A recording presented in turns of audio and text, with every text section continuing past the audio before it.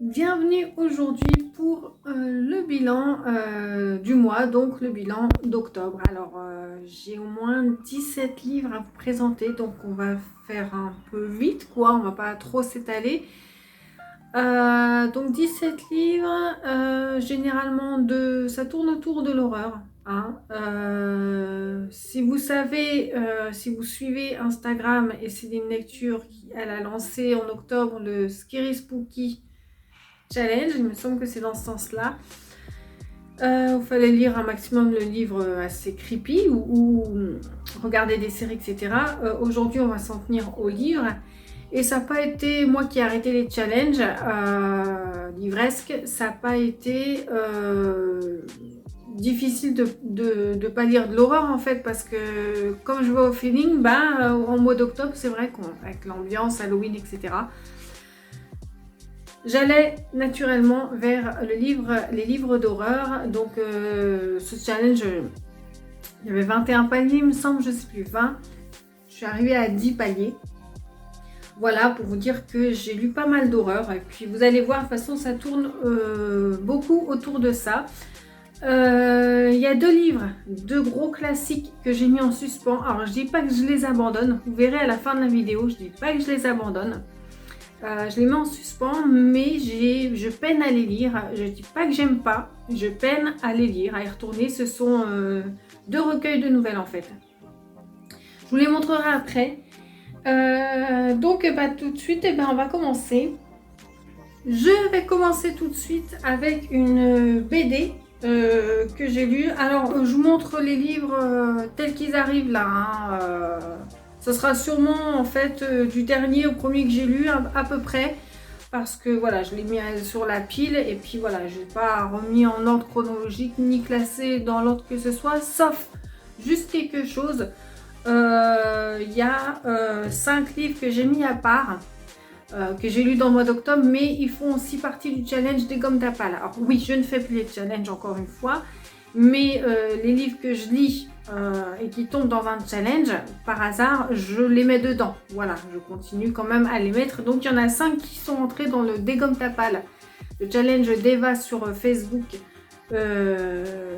Voilà, que j'ai lu. Donc je vous les montrerai à part et je vous dirai lesquels sont allés dans ce challenge. Donc, première grosse lecture, c'est une grosse BD que j'ai lue, donc pour le coup, c'est 1984 de George Orwell, illustré et adapté ici par Fido Nesti. Donc, ce fut une lecture relativement, encore une fois, éprouvante, puisque c'est une très belle adaptation. Une très belle adaptation, pourquoi? Parce que Fido Nesti m'a replongé, en tout cas, dans cette ambiance noire et glaçante du roman de 1984. Vraiment, c'est vrai que ce roman, on en retient de la noirceur, mais le fait de relire et de me replonger dedans, c'est comme si on m'y avait poussé de force. C'est-à-dire c'est tellement noir que je retombe dans un espèce de trou noir comme ça, vraiment pas sympa, mais c'est le roman qui veut ça, c'est une dystopie. Hein, voilà, donc tout ça pour vous dire que c'est une bonne adaptation, c'est-à-dire que le roman relate tous les points essentiels de la BD. J'ai dit le roman, non, la BD relate tous les points essentiels du roman. Vraiment, l'ambiance, comme je vous disais, donc très noire, très pesante, comme ça. Il y a même quelqu'un sur Facebook, ou je sais plus où, enfin sur les réseaux sociaux, quand j'ai publié, m'a dit moi j'ai pas envie de lire le roman, est-ce que je peux lire la BD? Eh bien, j'ai dit oui. Alors, bien sûr, il y a des commentaires, non, il faut lire le roman, mais les gens ne répondaient pas à la madame. La madame voulait savoir si elle voulait lire la BD, si ça suffisait, parce qu'elle n'avait pas envie de lire le roman, que je peux comprendre, même si je vous le conseille, c'est un classique vraiment à lire. Et voilà, la BD suffit si vous n'avez pas envie de lire le roman, parce qu'elle reprend tous les points essentiels, elle est très glauque. Comme le roman, et vous ne passerez pas à côté du roman si vous lisez la BD. Alors, bien sûr, mais si vous n'avez pas envie de lire le roman, cette BD est très bien adaptée. Et comme je vous montrais les dessins,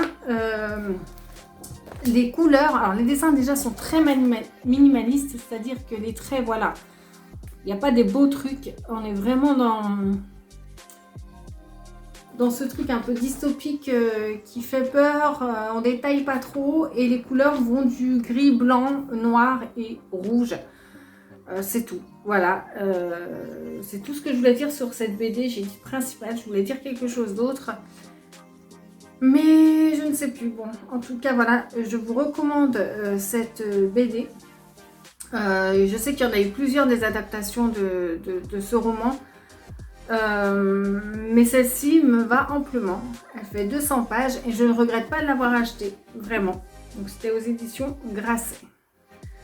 Alors ensuite, j'ai lu, le dernier que j'ai lu pour le mois d'octobre, du coup, c'est Les Autres de James Herbert. Alors déjà, je rappelle à tout le monde, parce que moi aussi j'ai fait la faute, en lisant le livre, j'ai commencé en lisant le livre en me disant c'est le livre qui a inspiré le film Les Autres avec Nicole Kidman. Et pas du tout. Pas du tout, pas du tout, pas du tout. Je me suis renseignée, le film de Nicole... L'adaptation avec Nicole Kidman, c'est tiré du roman Le Tour d'écrou. Donc rien à voir, et en effet, je vous le confirme, la thématique, rien à voir. On oublie les autres et les autres. Voilà. Les autres, là, ça n'a rien à voir, on n'est pas dans du paranormal. On croit dans du paranormal, mais en fait, on est dans c'est un roman d'horreur, et oui, voilà, alors. Je ne le relirai pas, je ne le garderai pas. Pourquoi? Parce que le livre fait 500 pages. 500 pages et il y a au moins 250 pages en trop. Voilà. C'est-à-dire que ça commence beaucoup trop tard l'action. Et c'est pas comme si ça allait crescendo. Encore, tu te dis ça va crescendo, il y a un suspense. Même si le suspense peut être long, il y a un suspense. Il y a une logique, il y a une ligne, un fil conducteur. Là, j'ai pas compris parce que les trois, enfin, la première partie où il se passe rien, tu te dis ouais. Il y a quelques petits trucs qui t'annoncent des trucs quoi. Et en fait, d'un coup, ça part. Mais ce qui se passait avant où il se passait pas grand chose, tu te dis mais pourquoi en fait? C'était pas nécessaire parce qu'il n'y a pas du tout de suspense. J'ai pas trouvé de suspense avant. Il y avait pas, voilà, on parle des personnages, voilà. Alors on est avec Nicolas Dismas qui est un enquêteur privé et un beau jour il y a une femme qui lui dit retrouvez mon fils, je l'ai perdu à la naissance. Enfin, on m'a dit qu'à la naissance il était mort et moi j'ai vu une voyante, elle m'a dit qu'il était vivante. Et ça c'est 18 ans après qu'elle est accouchée. Dismas enquête donc, et Dismas, je précise parce que c'est un point essentiel, quand même c'est important pour l'histoire, est un peu difforme. Voilà, tout ça, voilà, vous allez avoir un point d'interrogation quand je vais dire ça, mais je peux pas en dire plus. Il va enquêter, il va découvrir bien sûr la vérité, mais avant de découvrir cette vérité, on se demande pourquoi l'auteur a écrit tout ça. Voilà. Alors la fin est très bien, par contre il y a de très bonnes scènes pour le coup, c'est dommage parce que les scènes horrifiques sont géniales, sont très très bien, sont assez éprouvantes. La thématique, j'adore cette thématique dans les romans d'horreur, mais pourquoi avoir été si long pour dire ça et ça n'a... Il n'y a pas de logique, il n'y a pas de logique. Pourquoi avoir raconté tout ça au début? Je ne sais pas. Donc dites-moi si vous l'avez lu, ce que vous en pensez. Voilà. Je sais pas, pour moi c'était une lecture, je l'ai lu. Il fait 500 pages, je l'ai lu. Parce que je me suis dit quand même, je voulais savoir le fin mot de l'histoire, mais j'ai été déçue. Même s'il y a des bonnes scènes horrifiques, une bonne thématique, j'ai été déçue. Et de ce que j'ai lu au début, voilà, par rapport à ce que j'ai lu au début. Donc c'est une lecture très moyenne. Alors ensuite, on reste dans le macabre mais tout doux, parce que j'ai voulu tester un Cozy Mystery avec ce livre, avec Agatha Raisin. Donc c'était mon premier, Agatha Raisin, Enquête coiffeur pour dame d'M.C. Beaton, chez Albin Michel. Alors déjà, je peux dire que j'adore le format, j'adore ces formats-là de livres. Je trouve que c'est un confort où les pages sont assez larges comme ça, je préfère. En général, c'est comme ça, les pages. Et moi, j'adore quand c'est un peu plus large. C'est un peu plus haut qu'un format poche. Enfin, j'aime beaucoup. Enfin, bref. Et voilà, j'ai gagné ce livre à un concours sur Instagram organisé par Aime ce livre. Et du coup, j'ai gagné forcément puisque je l'ai, n'est-ce pas? Mais ça tombe très bien parce que j'avais envie de découvrir le Cozy Murder, le Cozy Mystery. Et avec Agatha Raisin, c'est une référence en la matière et j'ai pas été déçue. Alors, au début, je trouvais ça un peu gnangnan. Forcément, moi, je lis des trucs d'horreur, etc., des thrillers, machin, etc.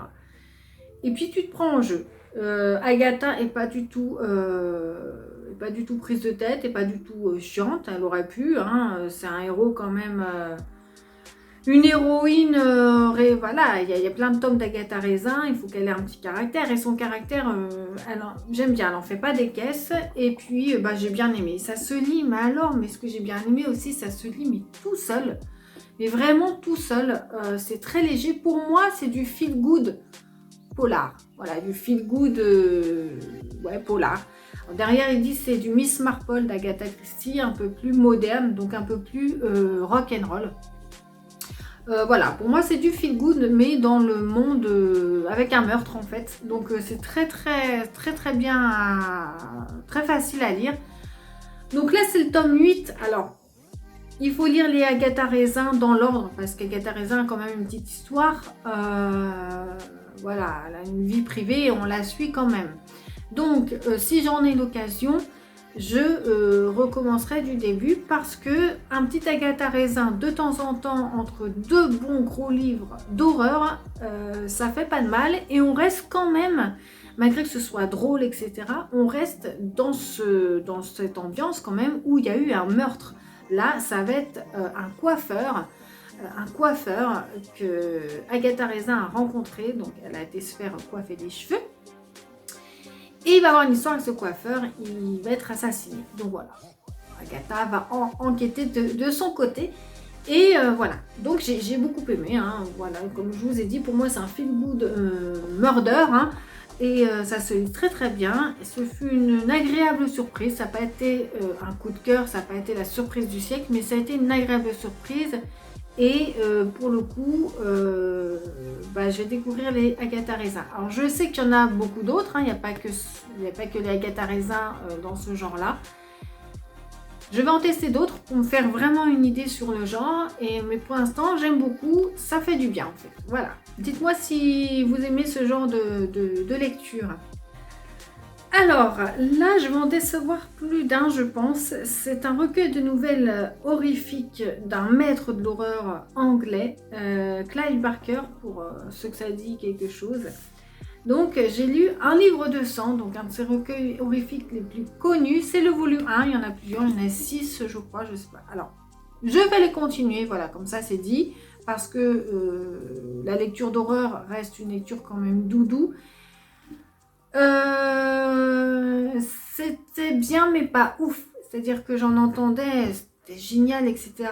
C'était pas ouf. Il y avait 6 nouvelles et heureusement, ouais, c'est très bien, pas plus. Comment dire? Alors, déjà Clive Barker, ce que je peux pas lui retirer, de toute façon c'est pas à moi de juger parce que Clive Barker, comme je vous ai dit, c'est un maître de l'horreur. Ce que je peux pas lui retirer, et moi pour ça c'est vraiment louable, vraiment ça va augmenter mon estime pour l'auteur et du coup mon appréciation du livre. Ça j'adore quand l'auteur a ce talent là, c'est-à-dire qu'il a une signature, Clive Barker, il a une singularité dans l'écriture, dans l'ambiance, dans les personnages, vraiment dans ce qu'il écrit.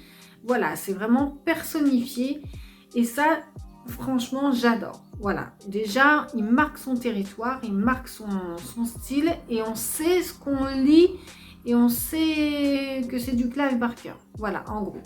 Et Clive Barker écrit, alors souvent c'est de l'horreur un peu sexualisée et c'est juste pas ma tasse de thé en fait, l'horreur sexualisée. C'est pour ça que c'est bof. En fait, c'est bof, attention, c'est très bien, hein, ça vaut, pour moi, il vaut 15 sur 20, quoi. C'est pas, vous voyez ce que je veux dire. Mais ça n'a pas été transcendant. Voilà, ça n'a pas été transcendant.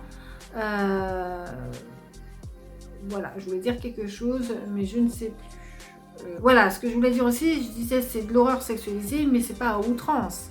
C'est pas tout le temps. On sent que c'est sexualisé, mais c'est pas, puis c'est pas vulgaire non plus. Hein, attention, c'est très bien fait. C'est pour ça que Clive Barker écrit très très bien dans son genre. Par contre, sur 6 nouvelles, il y en a 2 que j'ai adorées. Voilà. En plus, je suis contente parce que il y en a une qui est illustrée sur le livre, donc c'est le train de l'abattoir, et donc c'est ce livre-là.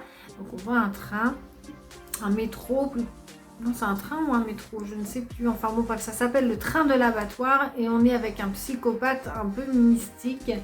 J'ai adoré, c'est très visuel les scènes, mais Clive Barker décrit à merveille vraiment les scènes.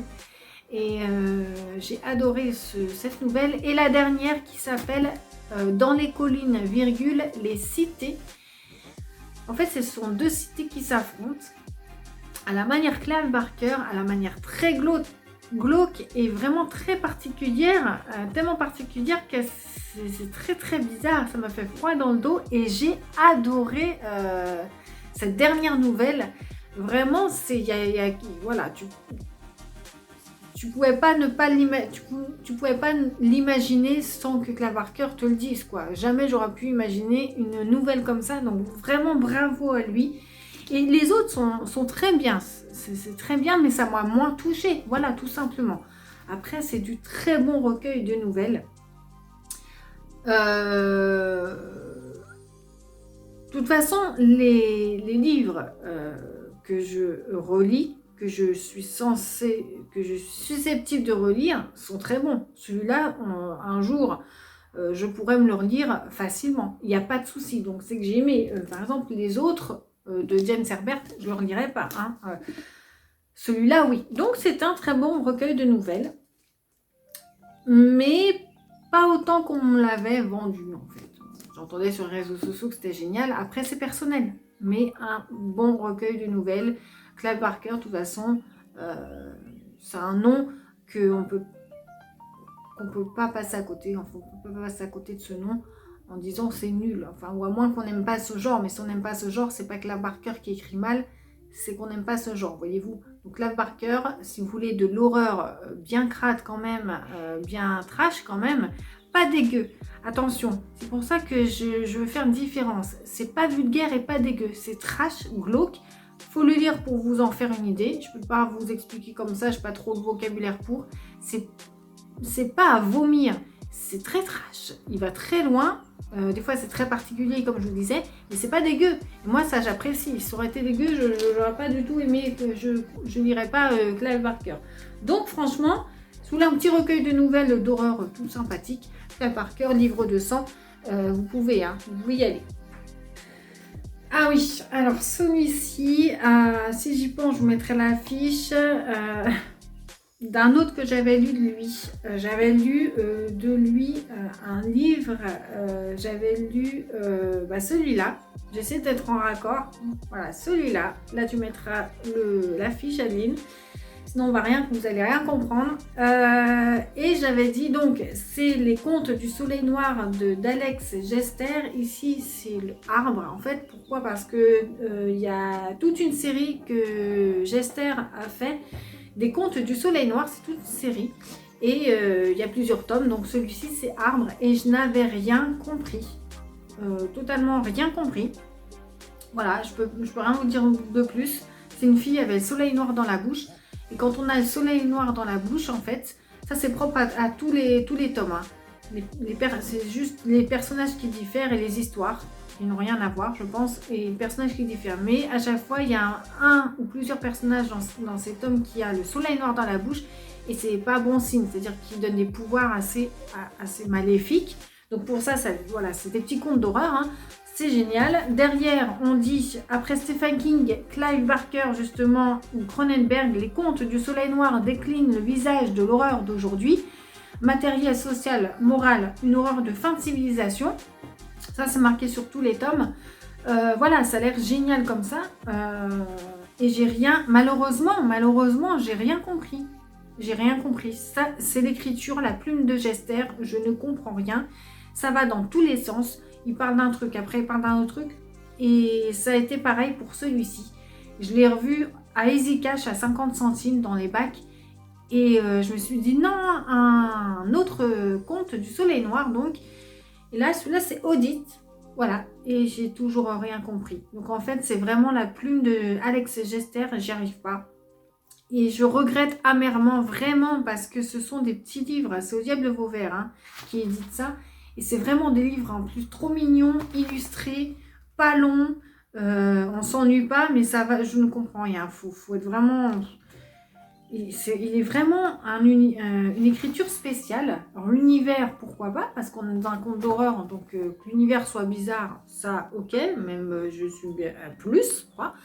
Plus 1, mais je ne comprends pas ce qui est dit la personne, ce que dit cet auteur. C'est pas contre lui, c'est moi qui ne comprends pas. Je dis je ne comprends pas. Si vous avez lu ces contes du Soleil Noir, même d'autres, je sais qu'il y en a plusieurs, il y a Arbre, Audit, je ne sais plus lesquels. Celui-là c'est le tome 2, Arbre, je ne sais plus c'était lequel.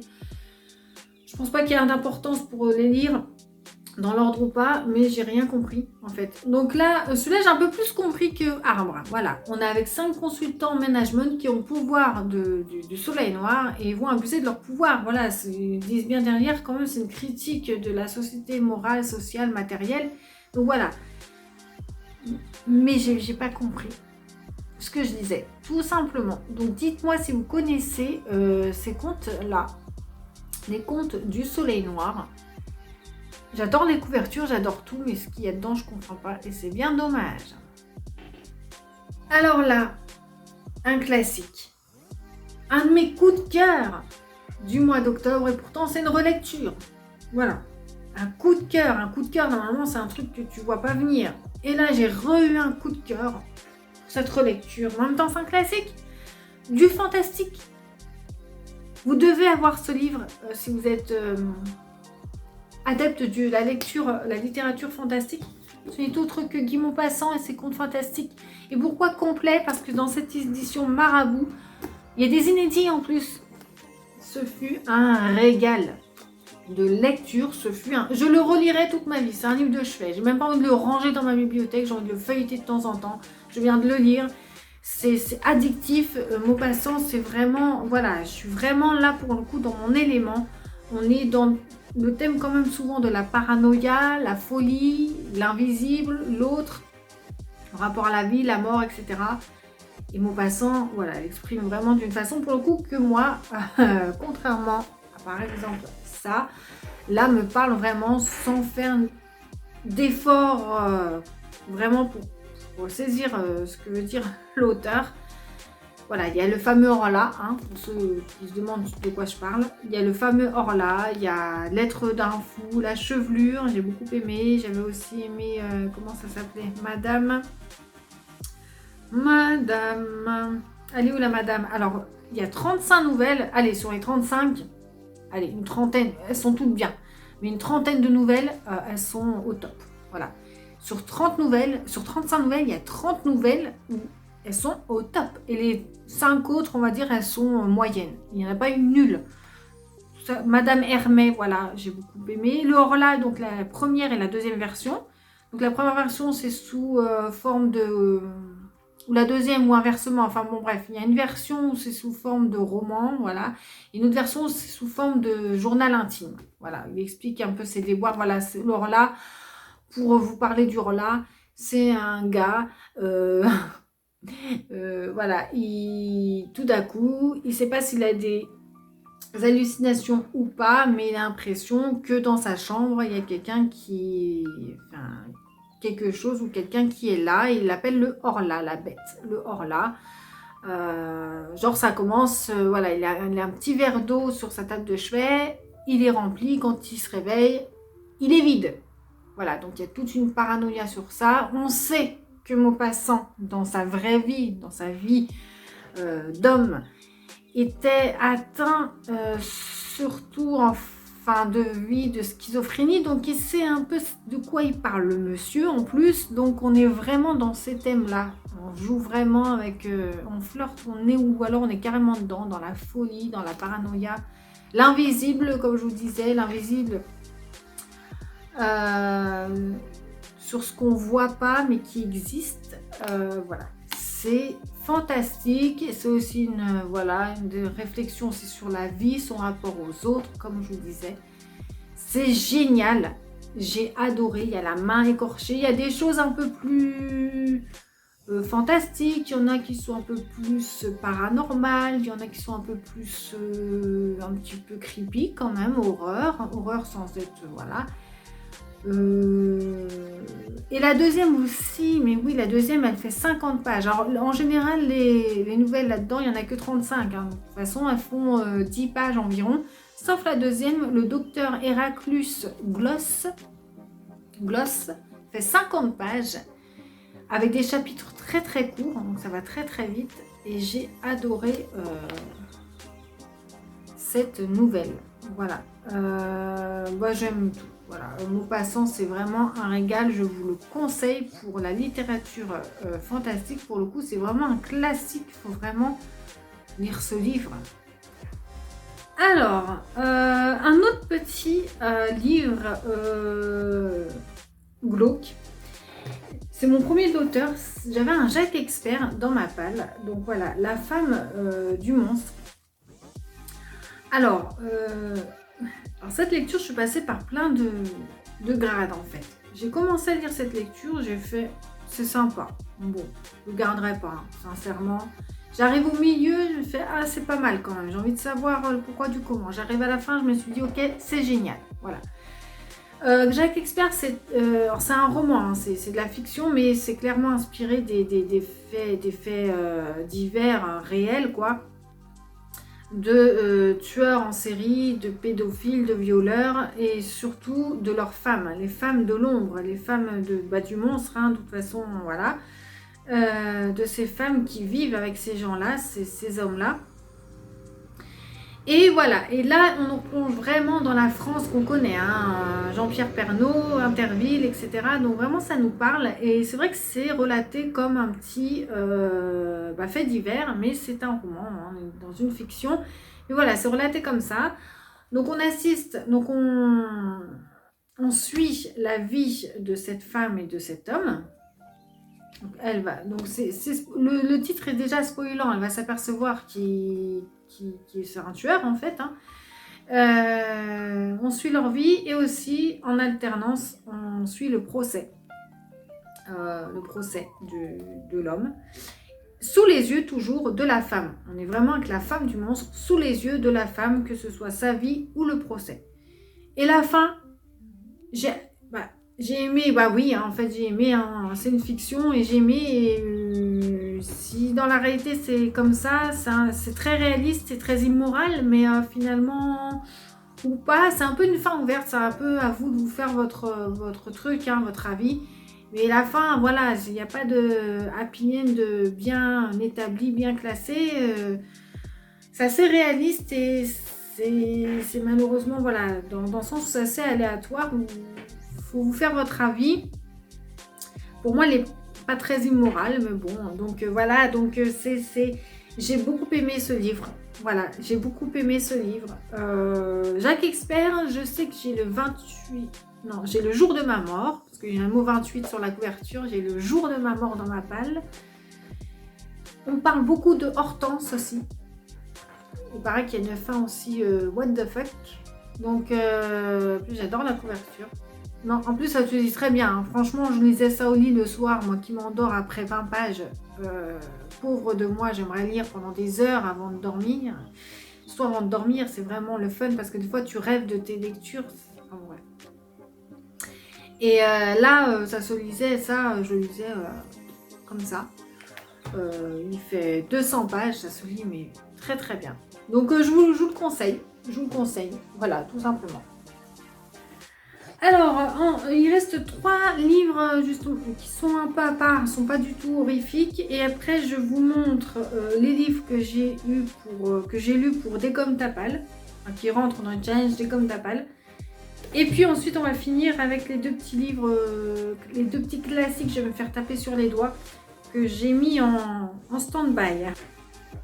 Donc les 3 livres non horrifiques. Alors j'ai lu déjà une non-fiction, j'avais eu ça chez Nose, et c'était moi qui adore le cinéma, hein, ma première passion c'est le cinéma depuis toute petite. Et donc dès que je vois un livre sur le cinéma un peu fun, un peu ludique, où on peut apprendre des choses, et voilà, et là c'était le cas, je prends. Donc pour le prix, hein, chez Nose on va pas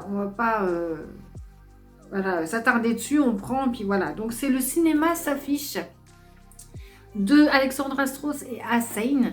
Donc c'est chez Golf Stream Editor. Et ceci n'est pas un abécédaire, en fait, oui. Donc c'est un abécédaire. Donc vous voyez déjà l'affiche, la couverture. C'est très très fun, très décalé. C'est un abécédaire de cinéma, tout simplement. Et à chaque lettre, on va nous expliquer... donc il y a des termes, voilà, lumière, on va nous expliquer ce que c'est que la lumière.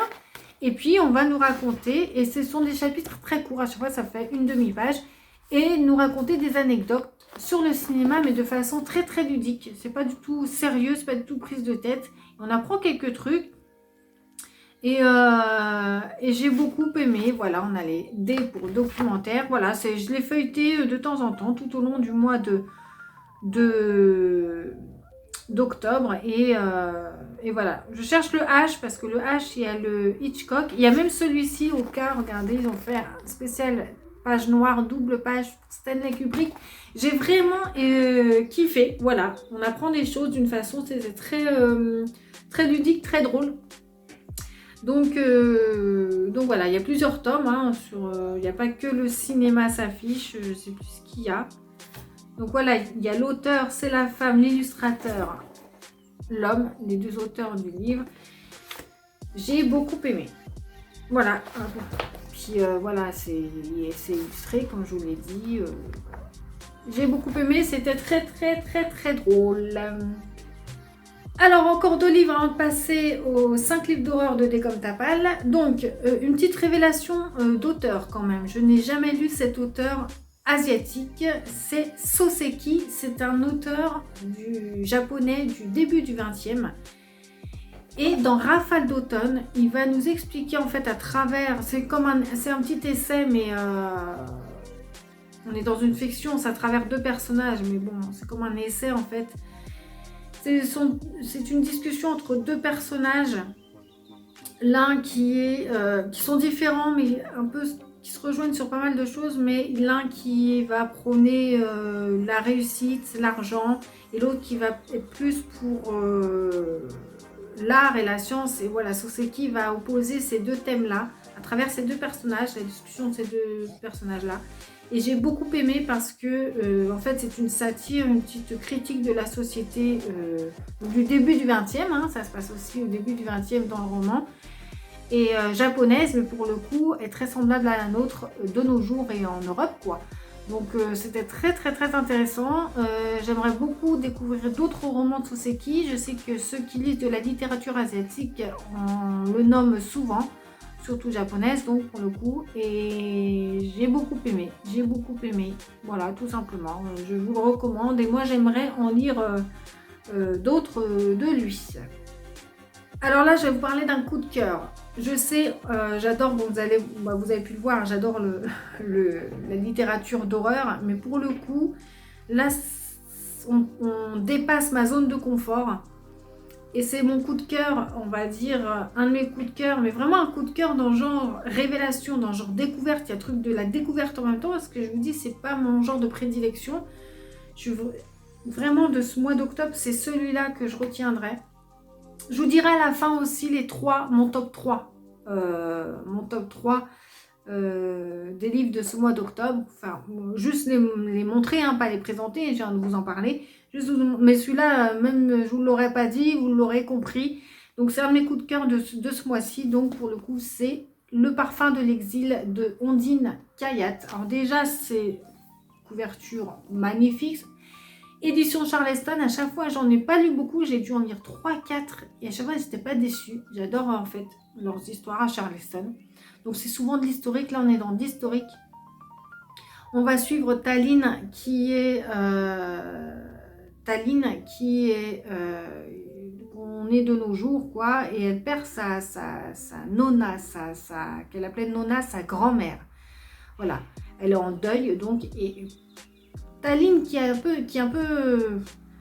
se sent un peu rejetée dans le sens où elle n'est pas comprise des autres. Je me suis un peu reconnue là-dedans et je ne dois pas être la seule. C'est-à-dire que, voilà, en plus elle est avec un homme qui est vraiment, pour le coup, je parlais de Soseki, qui est vraiment à fond dans l'argent, à fond dans le...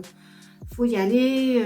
D'ailleurs, la grand-mère, donc celle qui vient de décéder de Taline, Nonna lui a légué, entre autres, une maison à Bandol. Et lui, son gars, à Taline, tout de suite, il faut revendre la maison, hein, voilà, se faire de la thune. Et non, Taline, non. Elle est plus dans les sentiments. Non, regardez, c'est sentimental cette maison, même si elle la connaît. Mais enfin, voilà, elle peut pas, c'est impossible, c'est viscéralement impossible de revendre cette maison. Pour elle, c'est même pas envisageable. Bon, enfin, ça en détail, mais c'est pour vous dire comment est Taline. Voilà, elle est moins dans la réalité que les autres, quoi. Elle est dans sa réalité, en fait. Elle est toujours pas trop... elle n'est pas toujours comprise. Et donc, par rapport à la mort de sa grand-mère, Taline va revenir sur le passé de sa grand-mère, voire de son arrière-grand-mère, parce que sa grand-mère lui a laissé cette maison à Bandol, mais aussi des carnets. Voilà. Dans ces carnets, dans ces carnets-là, c'est la mère de Nonna, donc l'arrière-grand-mère de Taline, qui raconte sa vie, et sa vie, c'est le génocide arménien. Donc Taline, qui n'en connaissait pas plus et qui vivait jusque-là, voilà, sans savoir d'où elle venait, ça ne la gênait pas plus que ça. Là, elle va vraiment savoir d'où elle vient.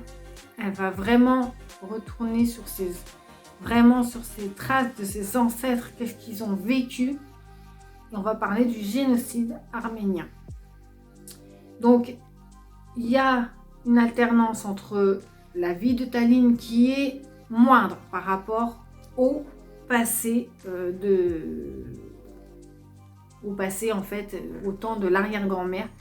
Donc de la mère de la grand-mère, la mère de Nonna, voilà.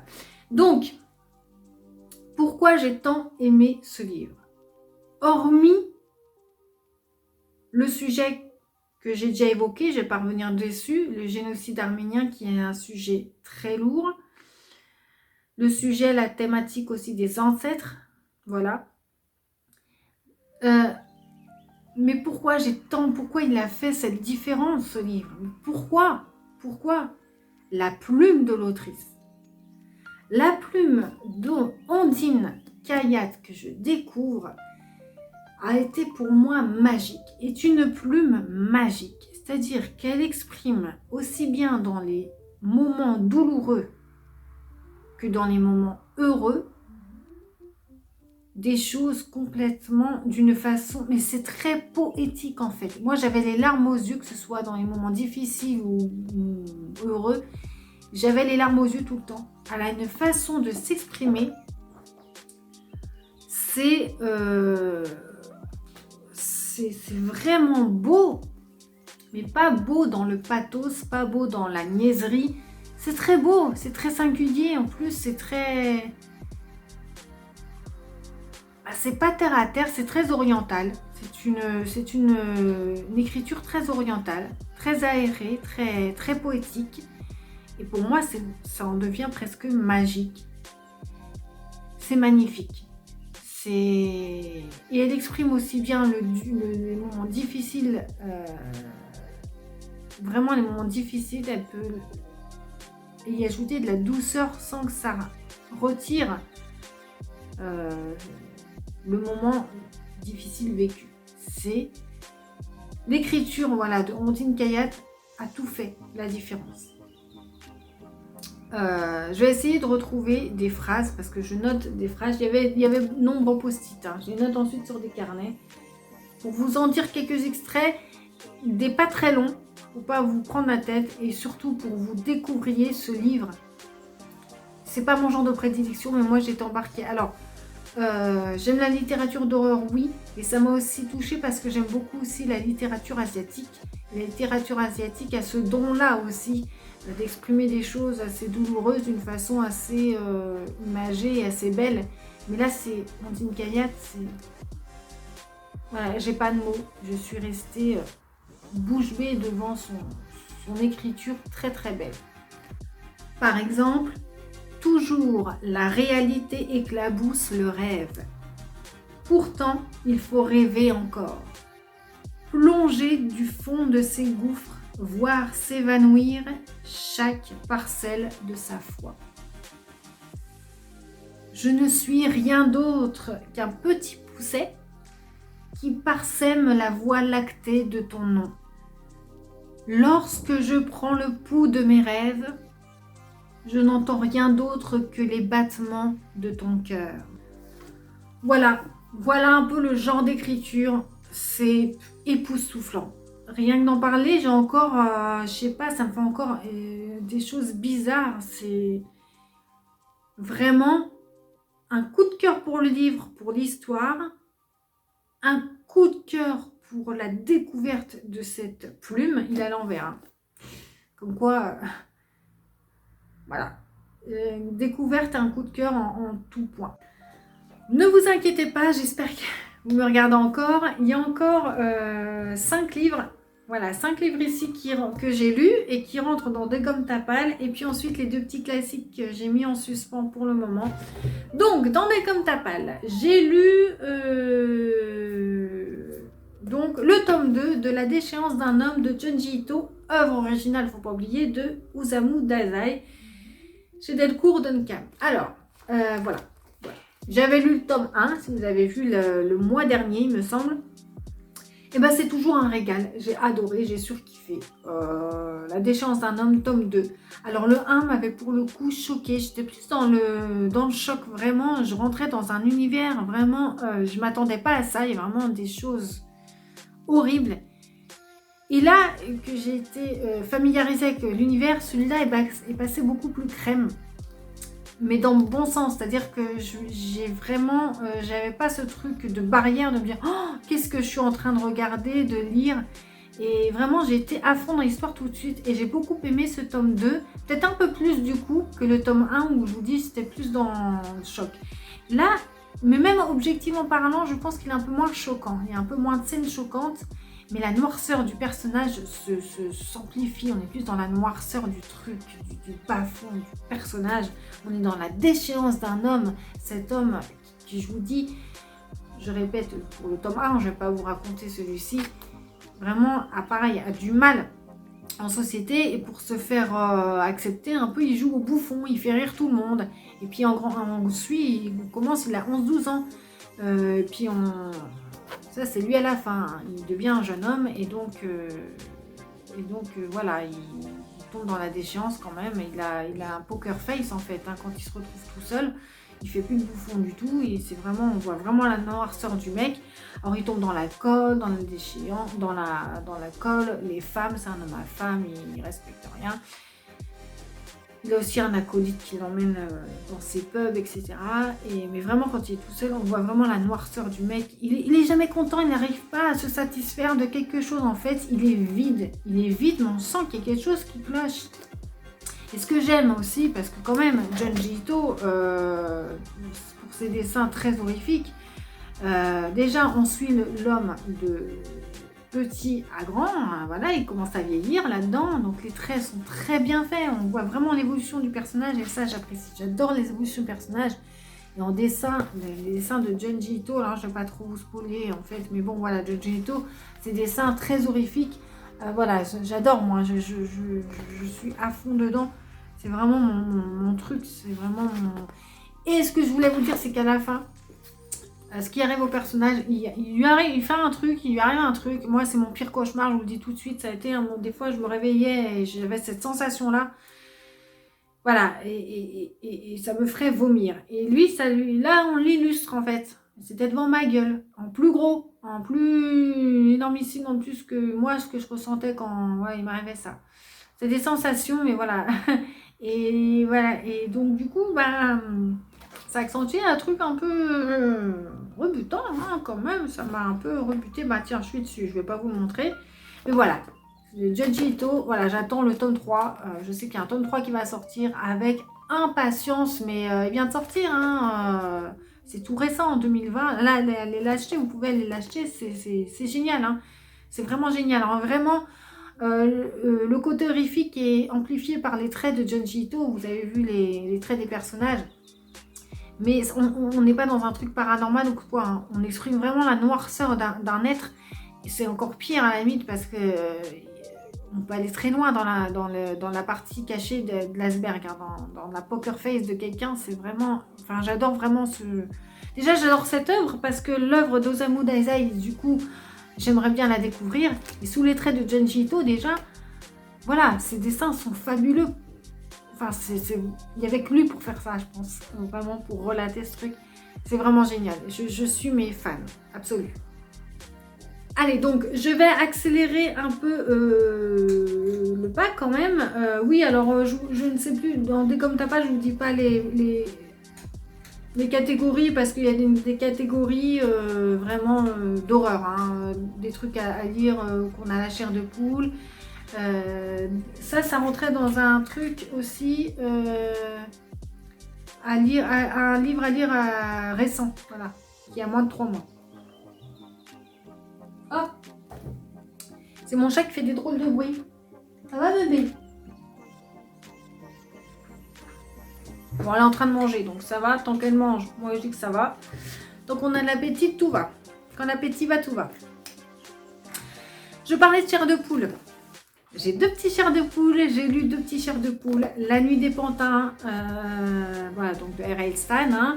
Très kitsch, voilà, c'est très kitsch, hein, c'est les années 80. Là, on a avec des petits pantins, quand même, des petits pantins de bois que 2 jumelles, des petites jumelles, des enfants retrouvent dans une poubelle. Un retrouvé dans une poubelle.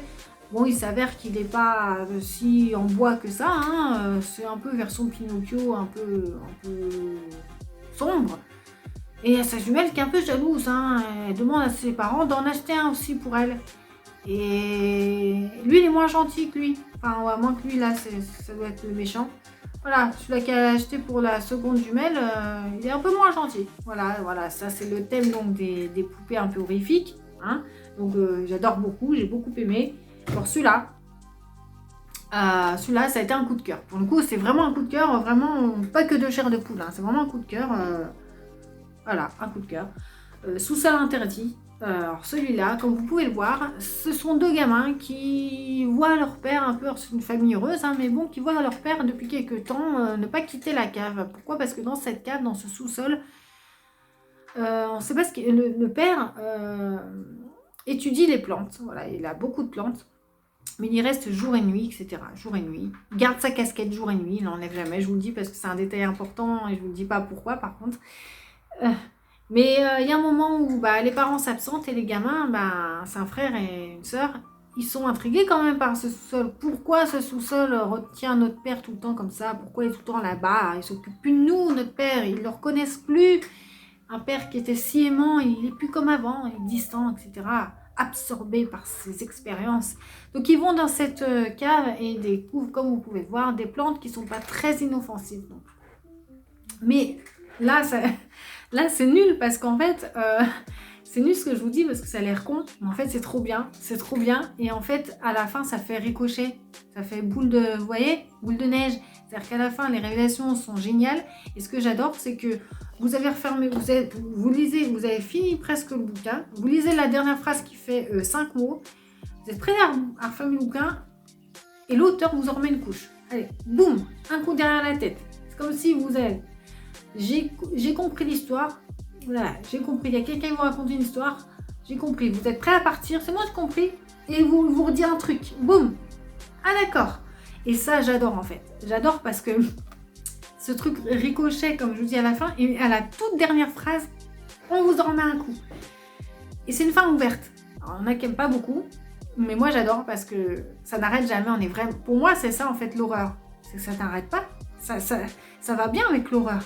Ce truc de fin ouverte où on se dit mais attends, finalement C'est bon ou pas? Ça finit bien ou pas?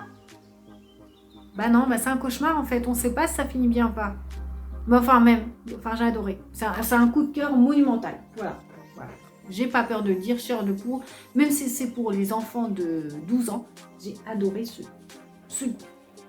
Alors je sais que je dois faire vite, mais celui-là, je suis obligée de vous en parler quand même. J'ai lu Intensité de Dean Koontz. Intensité, il porte si bien son nom. Il fait 380 pages le livre et c'était très éprouvant.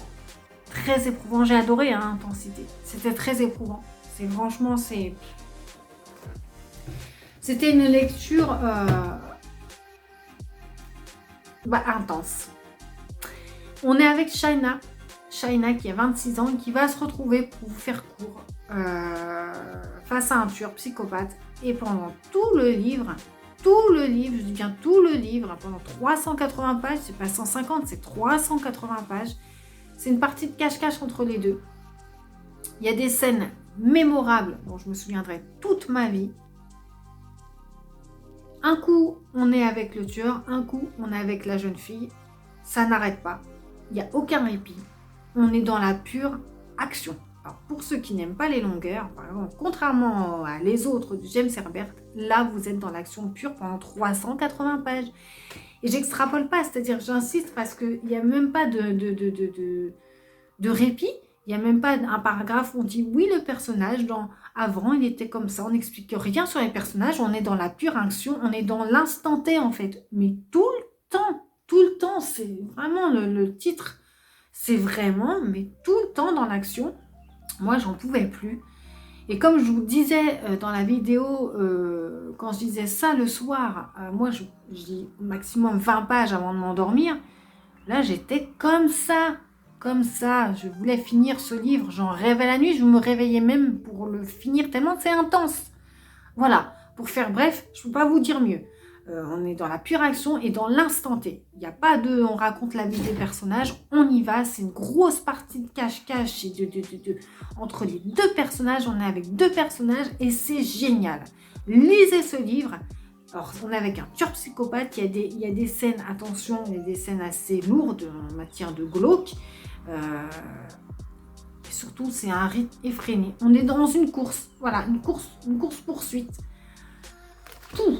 Vraiment, ce livre, je vous conseille encore et encore, je le relirai pour avoir ces sensations de fou que Dean Koontz m'a donné. C'était génial. On arrive au dernier livre. Voilà, au dernier livre, vous inquiétez pas. Un petit livre, un petit polar des années 50, je crois que c'était des années 80, c'est l'édition qui est des années 80. En dessous, il est marqué en tout petit, paru pour la première fois en 1950. Et on le ressent, mais c'était une très bonne histoire. Je l'avais pris pour ça, j'avais ça dans une boîte à livres, la chambre du haut. C'est quand même intriguant. Donc là, pour des gommes tapales, ça allait dans le truc, fallait qu'il y ait une pièce de la maison. Voilà. Et en plus, ça allait dans le truc qui fait peur. Voilà. Voilà, la chambre du haut. Pourquoi? Parce qu'en fait, on est avec un chauffeur. On est avec un chauffeur qui arrive pour avoir une place de chauffeur pour être un chauffeur d'une hôte, d'une grande demeure. Donc il arrive dans cette demeure et va trouver cette demeure un peu, enfin les gens un peu chelous. Déjà, il y a cette minou qu'on ne voit, que personne ne voit parce qu'elle est cachée dans la chambre du haut. Personne ne peut entrer dans cette chambre. Voilà, on va découvrir pourquoi. Donc, il va faire son petite enquête, chauffeur, parce qu'il va se dire, ouais, c'est un peu bizarre. Après, les apparences ne sont pas toujours ce qu'on croit. Entre le chauffeur aussi, qui est un peu intrusif, des personnages hauts en couleur. Ce que j'ai bien aimé, c'est que c'est daté, on sent, mais c'est des ça se lit très très bien. Hein. Quand je dis c'est daté, c'est parce que ça fait un peu polar noir, un peu, voilà, c'est américain, je sais même pas si c'est américain. Ou anglais, je pense que c'est américain. Traduit de l'américain, ouais voilà. Voilà, les personnages sont en couleur, sont même assez exubérants. Ils sont, on dirait, des persos d'une pièce de théâtre. Je pense que j'ai adoré cette intrigue. Le climat est assez creepy et assez exubérant aussi avec ces personnages, comme je le disais. Et l'intrigue est géniale. En fait, cette chambre du haut, on va savoir, mais pourquoi on voit pas cette minou? Pourquoi? Mais qu'est-ce qui lui arrive? Et C'est vrai que la fin aussi, à la fin, il y a des rebondissements. Et j'ai bien aimé l'intrigue, j'ai bien aimé ce bouquin, un livre que j'avais dans une boîte à livres, un vieux livre, mais qui, voilà, une belle petite histoire, dans son genre polar, thriller. C'était sympathique, plus. Je ne sais pas combien de temps cette vidéo va durer, mais assez longtemps, il me semble. En même temps, avec 17 livres, voilà. Je vais vous montrer mes 2 petits classiques que j'ai spendus et ensuite ce sera terminé. Je vous montrerai mon top 3 du bilan de ce mois-ci et puis on en aura fini. Basta, boum, au revoir, à la prochaine. Ça doit être très long pour vous. Donc, je vous les montre en même temps, on va pas s'éterniser. Et oui, j'ai abandonné, j'ai mis en suspens. Et je mens pas, hein. Quand je dis j'abandonne, c'est que moi, quand j'abandonne un livre, je le remets en boîte à livres. Donc, non, il reste chez moi, ce sont des classiques. Il y a un truc qui cloche, parce que ce sont des classiques et j'aime pas. Vous allez me dire, mais c'est pas grave, mais c'est de moi par rapport à moi. Je veux savoir pourquoi j'aime pas et je voudrais aller au bout et te dire vraiment pourquoi je les aime. Enfin, je les aime pas. Non, c'est pas ça. C'est que j'ai du mal à les lire. C'est pas aussi passionnant et transcendant que j'aurais voulu. Et ça m'énerve en fait de pas aimer de pas être happé comme ça par des classiques que tout le monde adore. Ce sont des pointures. Edgar Allan Poe, c'est l'inspirateur. C'est celui-là qui a inspiré Stephen King quand même, un de mes auteurs préférés. Donc il y a quand même un problème. Donc ces nouvelles histoires extraordinaires en plus, voilà, dedans il y a le chat noir, il y a toutes ces histoires vraiment. Mais alors en plus c'est traduit par Baudelaire. J'adore. Mais la traduction est quand même un peu vieillotte et j'ai du mal des fois aussi. Alors c'est peut-être la traduction, c'est un peu, voilà, des phrases un peu trop alambiquées. On va pas au plus simple. Peut-être ça. Alors attention, par contre, les histoires sont très bonnes. C'est pour ça que Edgar Allan Poe, il a une imagination de fou, hein, très inventive, c'est-à-dire que c'est très trash. Voilà. C'est peut-être la traduction, qui est un peu datée pour le coup. Et puis celui-ci, Pays d'octobre de Ray Bradbury, que j'avais gagné sur concours par Chronique Livresque, qui a adoré d'ailleurs, il avait adoré ce livre, mais désolé Chronique Livresque. Mais pour l'instant, alors j'aime beaucoup, alors déjà la première nouvelle, ça se passe dans un espèce de fête foraine de Palais des Glaces, j'ai adoré.